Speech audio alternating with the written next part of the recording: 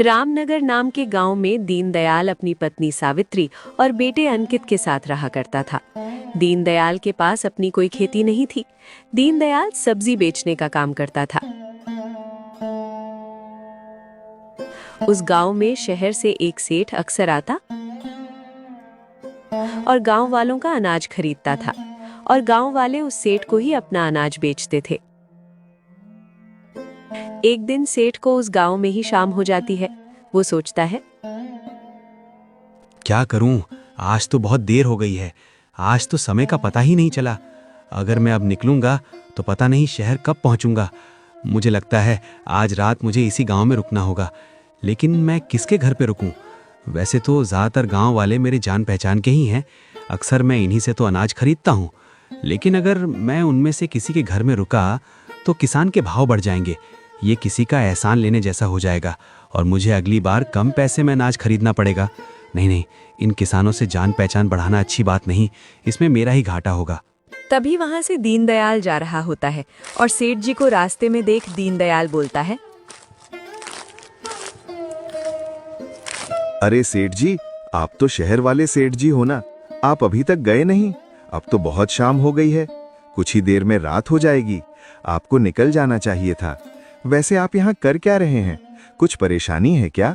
दीनदयाल को देख सेठ सोच में पड़ जाता है और मन ही मन सोचता है, मुझे लगता है मुझे इस दीनदयाल की मदद लेनी चाहिए। वैसे भी ये तो सब्जी बेचता है। इससे आज तक मैंने ना सब्जी खरीदी है और ना ही मुझे कोई जरूरत है। गांव में किसी के पास मदद मांगूंगा तो बदले में अनाज कम पैसे से लेना होगा। लेकिन अगर इससे मदद मांगूंगा तो इसके बदले में ये कुछ नहीं मांगेगा, क्योंकि इसकी खेती तो है ही नहीं। तो ये मुझे अनाज कहां से बेचेगा? अच्छा मौका मिला है, इसके घर ठहर जाता हूं। मेरा आज का काम निकल जाएगा और रहने का बंदोबस्त भी हो जाएगा। हाँ दीनदयाल, देखो ना शाम हो गई है। मैं वही सोच रहा था कि आज रात मुझे इसी गांव में रुक जाना चाहिए। इतनी रात गए यहाँ से निकलना मुझे सही नहीं लग रहा, क्योंकि मेरे पास कुछ धन भी है। रात गए रास्ते में पता नहीं कोई चोर मिल गए तो। इसलिए मैं सोच रहा था कि यहीं रुक जाऊं। लेकिन मुझे समझ नहीं आ रहा कि मैं किससे मदद मांगूं, किसके घर पर रुकूं।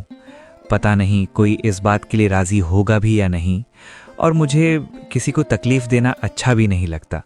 इसलिए मैंने सोचा कि इस गांव में ही कहीं कोना देखकर रात गुजार लूंगा। अरे नहीं सेठ जी, आप कैसी बातें कर रहे हैं? आप तो हमारे लिए मेहमान जैसे हैं। आप एक काम करिए, मेरे ही घर चलिए। आप रात भर मेरे यहाँ रुक जाइए, कल सुबह होते ही चले जाना। नहीं दीनदयाल, तुमने कह दिया इतना ही काफी है। मैं किसी को तकलीफ नहीं देना चाहता। तुम्हारा भी तो परिवार है ना। तुम्हारी पत्नी को इस बात से तकलीफ होगी। रहने दो, मैं यहीं ठीक हूँ।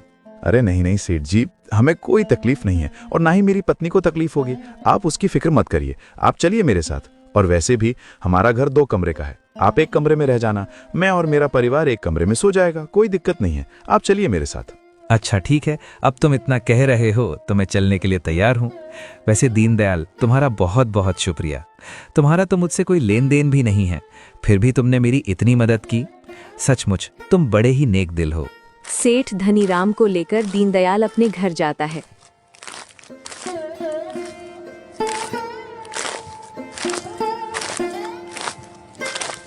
और अपनी पत्नी को सारी बातें बताता है।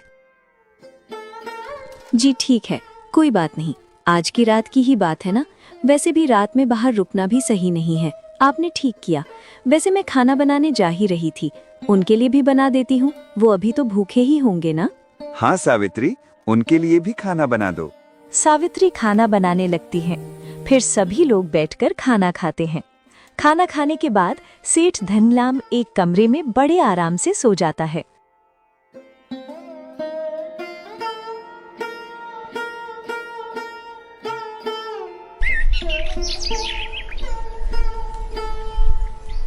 और फिर दूसरे दिन। अच्छा दीनदयाल, अब मैं चलता हूँ। तुम्हारा बहुत बहुत शुक्रिया। दीनदयाल, तुमने मेरे लिए बहुत अच्छी व्यवस्था की। खाना भी बहुत स्वादिष्ट था। तुम्हारा धन्यवाद। कोई बात नहीं सेठ जी, अब आप जाइए और आराम से जाना। सेठ वहां से चला जाता है।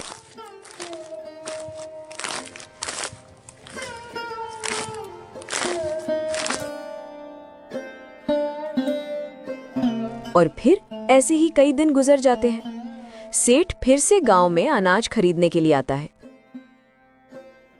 उस दिन भी उसे शाम हो जाती है, तो सेठ सोचता है, एक काम करता हूँ, दीनदयाल के घर ही चला जाता हूँ।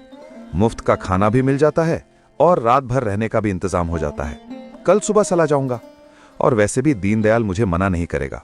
यही सोचकर सेठ दीनदयाल के पास जाता है और उसे बोलता है, दीनदयाल, मुझे आज देरी हो गई है, क्या मैं आज रात के लिए तुम्हारे घर रुक सकता हूँ?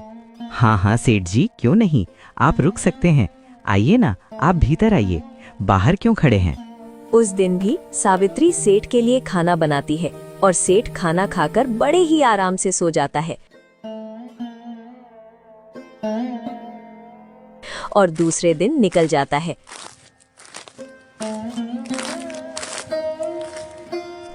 ऐसे ही दिन गुजरते चले जाते हैं और ये सिलसिला ऐसे ही चलने लगता है। अब धनी राम ने अपने रहने का ठिकाना दीनदयाल के घर को ही बना लिया था। अब तो वो सीधे सीधे दीनदयाल के घर जाने लगा। एक दिन ऐसे ही धनी राम दीनदयाल के घर आकर बोलता है, अरे दीनदयाल, बहुत तेज भूख लगी है, अपनी पत्नी से कहकर मेरे लिए खाना बनवा दो। जी सेठ जी, मैं अभी कहता हूँ। दीनदयाल अपनी पत्नी से कहता है तो सावित्री बोलती है, ये क्या है जी, अब ये तो हर बार हमारे ही घर आने लगे हैं। हमारा घर क्या कोई धर्मशाला है? एक बार हो गया, 2 बार हो गया, पहले ही हम जैसे तैसे अपना गुजारा करते हैं, ऊपर से ये सेठ आए दिन आ जाता है। ये नहीं कि हमारी थोड़ी मदद कर दे, थोड़ा बहुत अनाज हमें दे दे, लेकिन नहीं, मुझे लगता है इस सेठ ने जानबूझकर हमारा घर चुना है ताकि उनको घाटा ना हो और मुफ्त में इनका काम बन जाए। गांव में और भी तो घर हैं और बहुत सारे लोग तो इससे व्यापार करते हैं, अपना अनाज बेचते हैं।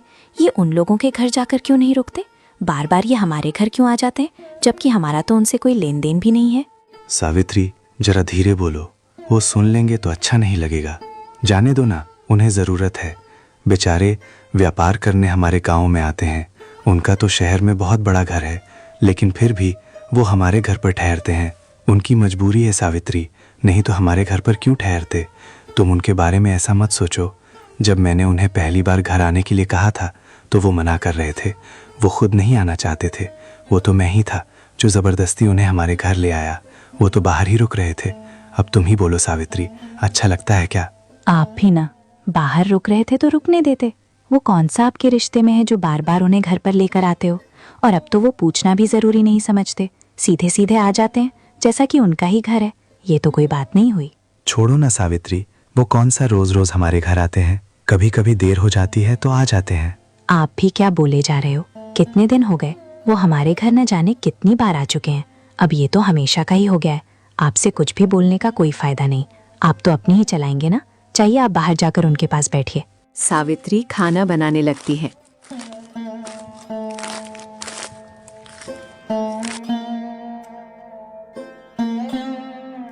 उसके बाद वो सेठ खाना खाकर फिर से आराम से सो जाता है और सुबह होते ही निकल जाता है।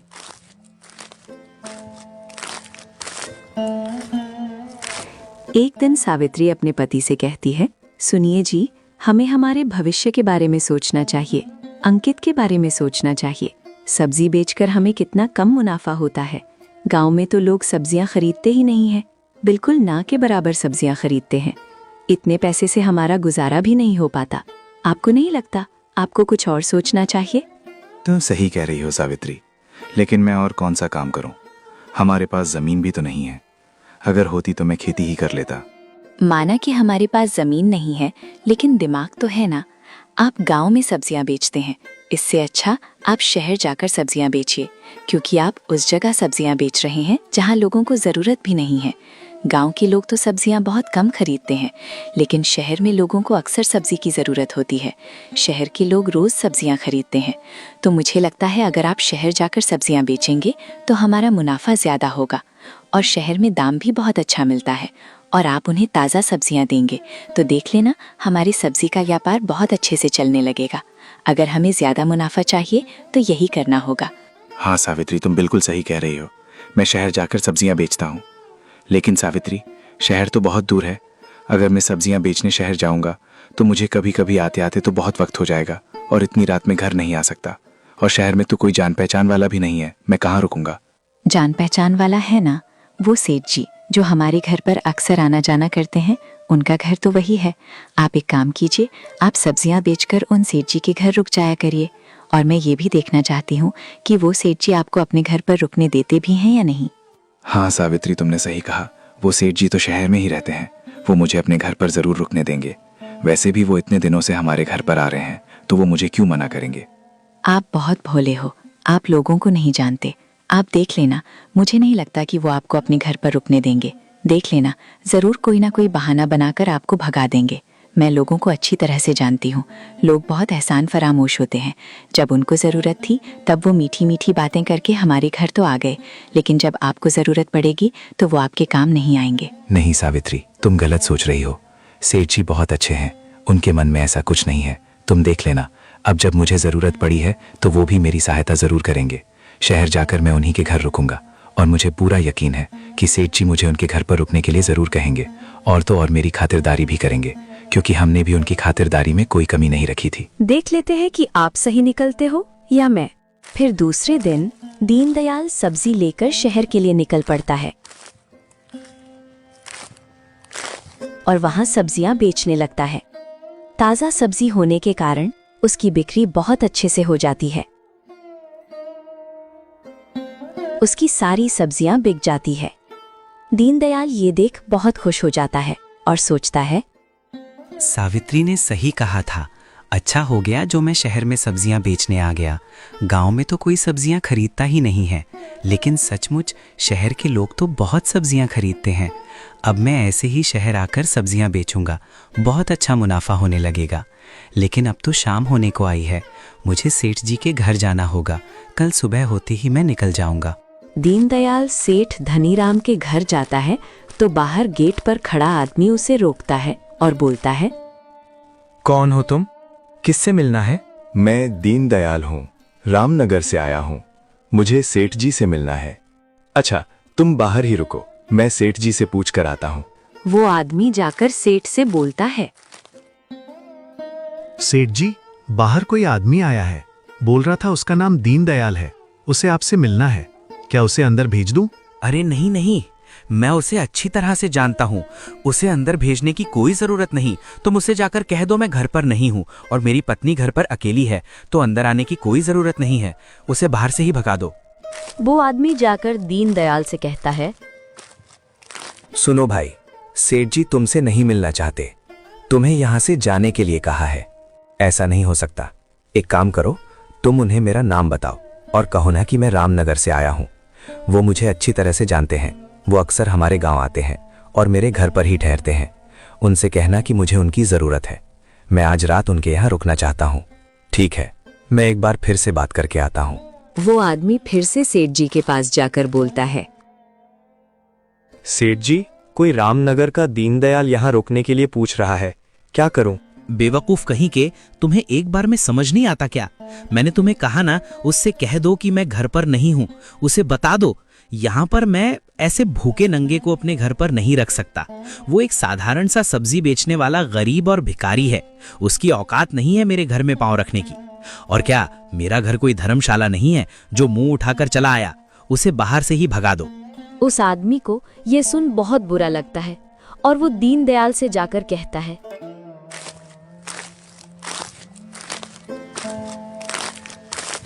सुनो, सेठ जी ने मना कर दिया है, तुम यहाँ से चले जाओ। अरे ऐसे कैसे? तुम सेठ जी को ठीक से बता ही नहीं रहे हो कि मैं कौन हूँ। मैं कह रहा हूँ ना, मैं सेठ जी का करीबी हूँ। सेठ जी अक्सर मेरे घर पर रहते हैं। एक काम करो, तुम मुझे अंदर जाने दो, मैं सेठ जी से बात करता हूँ। नहीं रुको, तुम अंदर मत जाओ। देखो भाई, तुम इन बड़े लोगों को नहीं जानते, ये छोटे लोगों के मुंह नहीं लगते। भले ही ये तुम्हारे घर ठहरते होंगे, लेकिन अब वो तुम्हें अपने घर पर रुकवाना नहीं चाहते। दरअसल सेठ जी घर पर ही हैं, लेकिन उन्होंने मुझे ये कहा कि मैं तुमसे कह दूं कि वो घर पर नहीं है और उनकी पत्नी अकेली है। तुम्हें अभी भी समझ नहीं आ रहा कि वो जानबूझकर ये कह रहे हैं, और उन्होंने मुझसे कहा कि मैं तुम्हें यहाँ से जाने के लिए कह दूं। इन बड़े लोगों की नज़र में हम जैसे छोटे लोगों की कोई औकात नहीं होती। वो अपना काम तो निकलवा लेते हैं, लेकिन जब हमारी बारी आती है तब अपना असली रंग दिखाते हैं। दीनदयाल को ये सब सुन बहुत बुरा लगता है। उसका दिल टूट जाता है मेरी पत्नी सही कहती थी, मैंने ही उसकी बात नहीं मानी। मैं इन सेठ जी को समझ ही नहीं पाया। इतने बड़े शहर में मैं तो किसी को जानता तक नहीं। अब मैं कहाँ जाऊंगा, कहाँ रहूंगा, मेरे तो कुछ समझ नहीं आ रहा। फिक्र मत करो मेरे भाई, एक काम करो, मैं अभी घर ही जा रहा था, मेरे साथ मेरे घर चलो, आज की रात वहां काट लेना। फिक्र मत करो, मैं अकेला ही रहता हूँ, मेरे घर दूसरा कोई नहीं है। सुबह होते ही चले जाना, और याद रखना यहाँ कोई किसी का नहीं होता, सब लोग मतलबी होते हैं। इन बड़े लोगों पर कभी भरोसा मत करना। तुम्हारा बहुत बहुत धन्यवाद, तुम सच कह रहे हो, मैं आइंदा याद रखूंगा। दीनदयाल उस रात उसके घर पर ठहर जाता है और सुबह होते ही घर चला जाता है। घर जाने के बाद अपनी पत्नी को सारी सच्चाई बताता है। मैंने तो आपको उस दिन ही कहा था, आपने ही मेरी बात नहीं मानी। अब आने दीजिए उस सेठ को, उसे दरवाजे से ही ना भगाया तो मेरा भी नाम सावित्री नहीं, एहसान फरामोश कहेगा। इतने दिनों तक हम मुफ्त में खाता रहा। हमने उसे अपना एक कमरा तक दे दिया था ताकि वो आराम से सो सके, उसे किसी बात की दिक्कत ना हो।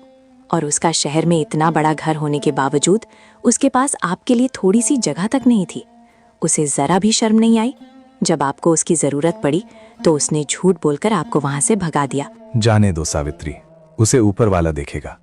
और हाँ सावित्री, आज के बाद मैं भी उसे यहाँ रुकने के लिए मना कर दूंगा, आने दो उसे। कुछ दिन ऐसे ही बीत जाते हैं।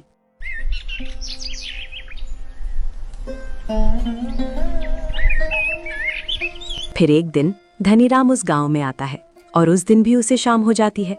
तो फिर वो दीनदयाल के घर जाता है और बाहर से आवाज देता है। दीनदयाल अपने बेटे से कहता है, बेटा अंकित, बाहर जो सेठ जी है ना, उनसे जाकर कह दो कि मेरे पिताजी घर पर नहीं है और मेरी माँ अकेली है।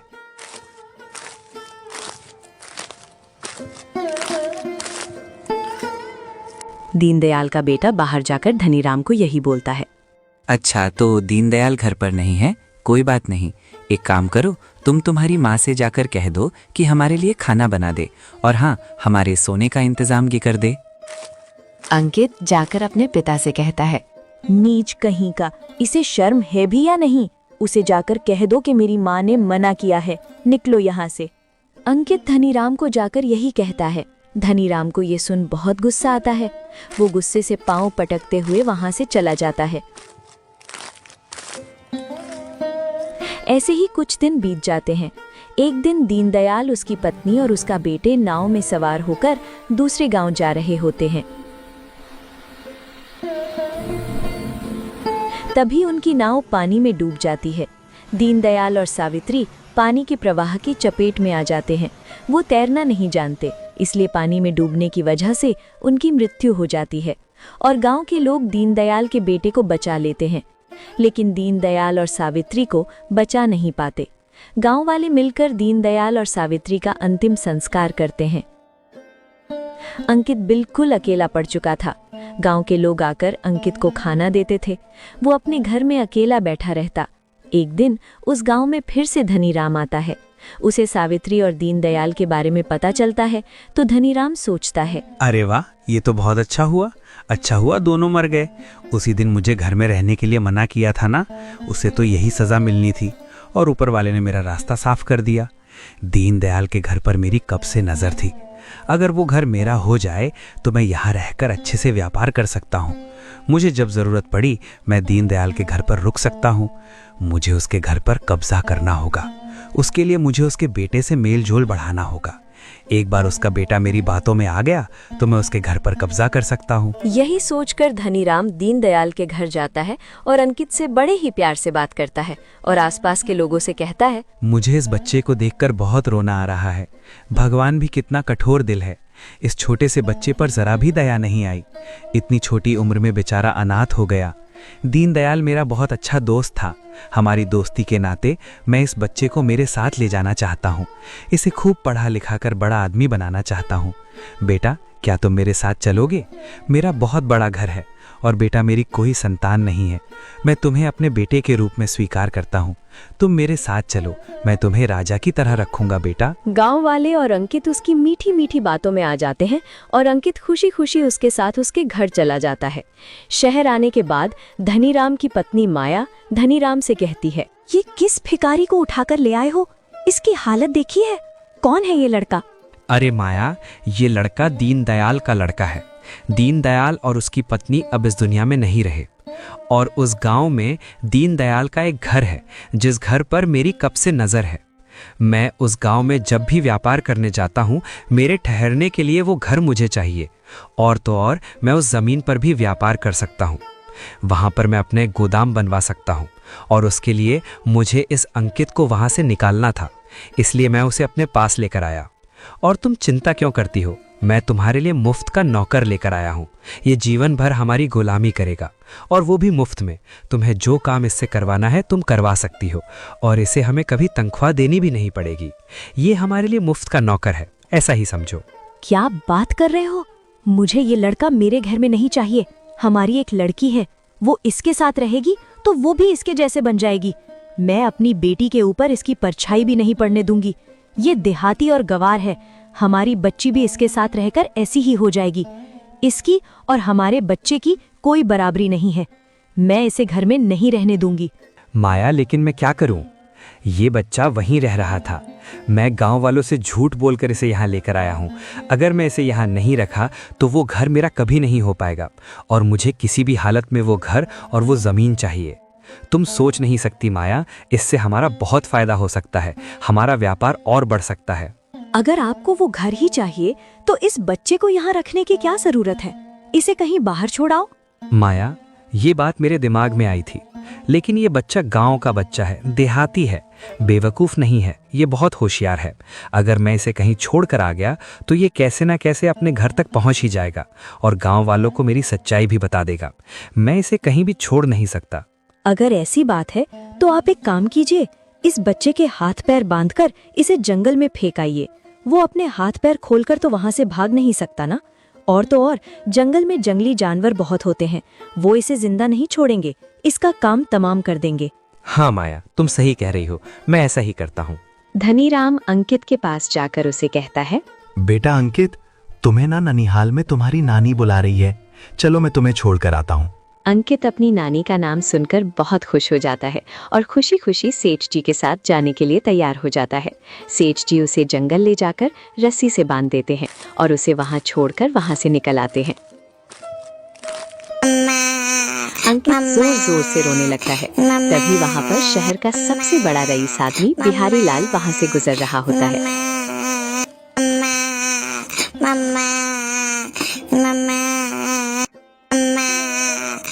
और अंकित की आवाज सुनकर उसके पास जाकर बोलता है, अरे बेटा, तुम यहाँ कैसे और तुम्हें किसने बांधा? रुको, मैं तुम्हें अभी खोलता हूँ। बिहारी लाल अंकित को खोल देता है और उससे पूछता है, अब बताओ बेटा, तुम्हारी ये हालत किसने की? तुम यहाँ कैसे आए? तुम्हारे माँ बाप कहाँ हैं? मेरे माँ बाप नहीं हैं, वो मर चुके हैं। मुझे एक सेठ जी झूठ बोलकर मेरे घर से यहाँ लेकर आए थे और उन्होंने मुझे यहाँ आकर बहुत मारा और पेड़ से बांध दिया। मैं नहीं जानता वो कहाँ रहते हैं, उनका नाम क्या है। मैंने कभी उनसे उनका नाम नहीं पूछा। वो गांव में हमारे घर में आते रहते थे, बस मुझे इतना ही पता है, मुझे उनके बारे में कुछ नहीं पता। अच्छा कोई बात नहीं, तुम एक काम करो, तुम मेरे साथ मेरे घर चलो। मेरी कोई संतान नहीं है। तुम्हारी बातें सुनकर तो ऐसा लग रहा है मानो ईश्वर ने मेरी सुन ली। बेटा, मुझे एक संतान की ज़रूरत है। मेरे पास सब कुछ है बेटा, लेकिन मेरी कोई संतान नहीं है। मेरी पत्नी की भी यही इच्छा है कि हमारा भी एक बेटा हो, लेकिन बेटा हमारा बेटा हो पाना असंभव है। हम कभी माँ बाप नहीं बन सकते, वो तुम नहीं समझोगे बेटा। लेकिन मैं इतना जानता हूँ कि आज अगर तुम मिले हो तो इसके पीछे ज़रूर ईश्वर की कोई लीला है। वो भी यही चाहते हैं कि तुम हमारे साथ हमारा बेटा बनकर रहो। नहीं सेठ जी, मैं आपके साथ नहीं आऊँगा। वो सेठ जी भी मुझे यही बोलकर घर ले गए थे कि बेटा बनाऊँगा, और घर पर जाकर देखा तो उनकी एक बेटी पहले से थी। उन्होंने गांव में झूठ बोला कि उनकी कोई संतान नहीं है। आप भी झूठ बोल रहे हो, आप भी घर ले जाकर मुझे मारोगे और मुझे कहीं फेंक दोगे। मैं आपके साथ नहीं आऊँगा। अगर मुझे तुम्हें मारना ही था तो मैं यहाँ आकर तुम्हें खोलता नहीं ना। तुम डरो मत बेटा, मैं उसके जैसा नहीं हूँ। तुम एक बार मेरे घर पर तो चलो, मैं तुमसे वादा करता हूँ मैं तुम पर कभी हाथ नहीं उठाऊंगा। मैं तुम्हें बहुत प्यार से रखूंगा। मेरा घर बहुत बड़ा है, तुम वहाँ चलकर तो देखो, तुम्हें बहुत खुशी होगी। तुम अपने सारे गम भूल जाओगे। चलो बेटा। अंकित बिहारी लाल पर भरोसा कर लेता है और उसके घर चला जाता है। बिहारी की पत्नी शांति अंकित को देख बहुत खुश हो जाती है। देखो शांति, मैं किसे लेकर आया हूँ। आज से ये यहीं रहेगा। ये हमारा वारिस है, हमारा बेटा है। और बिहारी लाल शांति को सारी बातें बताता है। शांति को अंकित के बारे में सुन बुरा तो लगता है, लेकिन वो बहुत खुश हो जाती है कि उसे उसका वारिस मिल चुका है। ईश्वर ने मेरी सुन ली। हमें तो कभी संतान नहीं हो सकती, लेकिन उस दिन हमारे घर जो बाबा आए थे उन्होंने हमें कहा था कि हमें तो जीवन भर कभी संतान नहीं होगी, लेकिन बहुत जल्द हमें हमारा वारिस मिलेगा। मुझे लगता है वो इसी के बारे में बात कर रहे थे। हाँ शांति, मुझे भी यही लगता है। बेटा अंकित, तुम्हें ये घर कैसा लगा? तुम यहाँ पर हमारे साथ रहोगे ना? हाँ सेठ जी, ये घर बहुत अच्छा है, मुझे बहुत पसंद आया। मैं आपके साथ रहूंगा, आप बहुत अच्छे हो। तुम ये सेठ जी कहना बंद करो। आज से तुम हमारे बेटे हो। ये तुम्हारी माँ है और मैं तुम्हारा पिता। आज से तुम हमें सेठ और सेठानी नहीं कहोगे, माता पिता कहकर ही बुलाओगे। अंकित खुशी खुशी वहाँ रहने लगता है।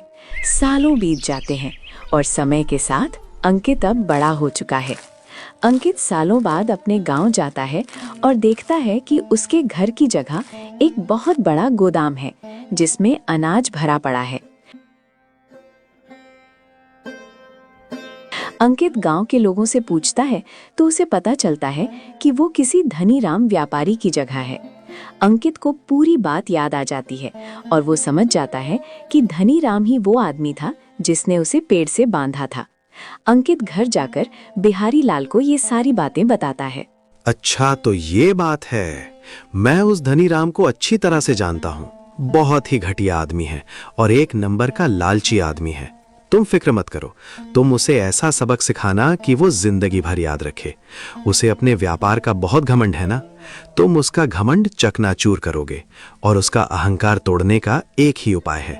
उसकी एक बेटी है, तुम उससे शादी कर लो और जब उसे पता चलेगा कि उसके पिता की सच्चाई क्या है, उसकी बेटी उससे नफरत करने लगेगी और कोई भी बाप अपनी औलाद की नफरत सह नहीं सकता। उसका घमंड और अहंकार उसी दिन चकनाचूर होगा जब उसकी खुद की औलाद उसका मुंह देखना भी पसंद नहीं करेगी। पिताजी, मैं उसकी बेटी से शादी कैसे करूंगा? मैं उसे जानता तक नहीं। अरे तुम फिक्र क्यों करते हो बेटा, तुम सेठ बिहारी लाल के बेटे हो और वो धनीराम एक नंबर का लालची आदमी है। जब हम उसके घर पर तुम्हारे लिए रिश्ता भेजेंगे तो वो लालची आदमी मना नहीं कर पाएगा। उसकी हमारे सामने मना करने की कोई हैसियत है ही नहीं। फिर सेठ बिहारी लाल यही करता है। बिहारी लाल अंकित को लेकर धनीराम के घर जाता है और उसके बेटी के लिए शादी का प्रस्ताव रखता है। धनीराम ये सुनकर खुशी से पागल हो जाता है और बोलता है, मुझे तो यकीन ही नहीं हो रहा कि आप मेरे घर पे आए हो। मैं बहुत भाग्यशाली हूँ कि मेरी बेटी को आप स्वीकार कर रहे हैं। मैंने तो कभी सोचा ही नहीं था कि इतने बड़े घर में मेरी बेटी का रिश्ता होगा। आपके सामने तो सच में मेरी कोई औकात नहीं है। मेरी बेटी बहुत नसीब वाली है जो आपके घर की बहू बनने वाली है। धनीराम खुशी खुशी अपनी बेटी की शादी अंकित से कर देता है और शादी के बाद अंकित अपनी पत्नी को बहुत ही खुशी से और प्यार से रखता है। उसका दिल जीत लेता है। उसकी पत्नी भी बहुत खुशी से रह रही होती है और उसे बहुत प्यार करती है। एक दिन अंकित अपनी पत्नी को धनीराम के बारे में सारी सच्चाई बता देता है। ये सुन अंकित की पत्नी को अपने पिता पर बहुत गुस्सा आता है। मैं सोच भी नहीं सकती थी कि मेरे पिताजी इतना घटिया काम कर सकते हैं। उन्होंने आपके साथ ये सब कुछ किया, आपकी जान लेने की कोशिश की, और वो भी आपके घर के लिए, क्योंकि वो आपका घर हथियाना चाहते थे। वो ऐसा कैसे कर सकते हैं? मैं उन्हें कभी माफ नहीं करूंगी। मैं उस घर में कभी कदम नहीं रखूंगी। मेरी नज़र में वो खूनी है। वो तो भगवान का शुक्र है कि आप उस दिन बच गए, नहीं तो आज आप मुझे नहीं मिल पाते। मैं आपकी कसम खाकर कहती हूँ, मैं आज के बाद अपने पिताजी का कभी मुंह नहीं देखूंगी। मुझे अब उनसे नफरत हो गई है। वो मेरी नज़र में पूरी तरह से गिर चुके हैं। कुछ दिन ऐसे ही गुजर जाते हैं। एक दिन धनीराम अपनी बेटी से मिलने के लिए उसके घर आता है तो अंकित उससे कहता है, कौन सी बेटी? किसकी बेटी? यहाँ तुम्हारी बेटी नहीं, मेरी पत्नी रहती है और मेरी पत्नी तुमसे कोई रिश्ता नहीं रखना चाहती। वो तुम्हारा मुंह तक देखना नहीं चाहती। ये आप क्या कह रहे हैं दामाद जी? बिल्कुल सच कह रहा हूं। और जब तुम्हारी बेटी ही तुमसे रिश्ता नहीं रखना चाहती तो मेरा भी तुमसे कोई रिश्ता नहीं। मैं तुम्हारा कोई दामाद नहीं। भूल जाओ अपनी बेटी को और निकल जाओ यहां से। आइंदा यहां पैर रखने की हिम्मत मत करना। ये आप क्या बोलते जा रहे हैं? आखिर मैंने ऐसा क्या किया है जो मेरी बेटी मेरा मुंह तक देखना नहीं चाहती? याद करो 20 साल पहले तुमने क्या किया था। याद करो तुमने दीनदयाल के साथ क्या किया था। याद करो तुमने उसके बेटे के साथ क्या किया था। ये सब बातें आपको कैसे पता? क्योंकि धनीराम, मैं ही दीनदयाल का बेटा हूं। तुम इतने लालची और घटिया निकलोगे मैंने नहीं सोचा था। मैं तो तुम्हारी बातों में आकर तुम्हारे घर आया था। तुमने मेरे साथ क्या किया? तुमने मेरी जान लेने की कोशिश की और मुझे मरने के लिए जंगल में छोड़ाए। तुम्हें क्या लगा था धनीराम कि तुम्हारे कर्मों की सजा तुम्हें नहीं मिलेगी? शायद तुम भूल चुके थे कि जो जैसा करता है उसे वैसा ही भरना पड़ता है। तुमने ये सब मेरी जमीन और मेरे घर के लिए किया था ना? आइंदा मेरी जमीन और घर पर पैर रखा तो तुम्हारी दोनों टांगे तोड़ दूंगा। और अभी के अभी निकल जाओ मेरी नजरों के सामने से। तुम्हारी बेटी तुमसे कोई रिश्ता नहीं रखना चाहती। धनीराम ये सारी बातें सुनकर पूरी तरह से हिल जाता है और वहां से घर चला जाता है और घर जाकर पूरी तरह से टूट जाता है। माया, ये मेरे कर्मों की सजा है जो आज मेरी बेटी मेरा मुंह तक देखना नहीं चाहती। मैंने बहुत बुरे कर्म किए हैं माया। आज मैंने अपनी बच्ची को खो दिया। आज मेरी बच्ची मुझे पिता कहने में शर्मा रही है। इससे बुरी बात मेरे लिए और क्या हो सकती है। आज मेरा घमंड पूरी तरह से टूट चुका है। मैं पूरी तरह से बर्बाद हो चुका हूँ माया। आज मेरी संतान मेरे खिलाफ हो चुकी है। इससे बड़ी सजा मेरे लिए क्या हो सकती है। तो दोस्तों, देखा कैसे लालच में धनीराम ने अपना खुद का घर बर्बाद कर लिया। अब वो खुद की नजरों में भी गिर गया और अपनी बेटी के भी।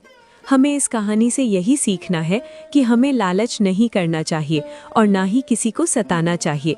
और दोस्तों, हमें वीडियो बनाने में बहुत मेहनत लगती है। कृपया करके हमारे चैनल को सब्सक्राइब और लाइक और कमेंट जरूर करें। आपने इस वीडियो से क्या सीखा? धन्यवाद।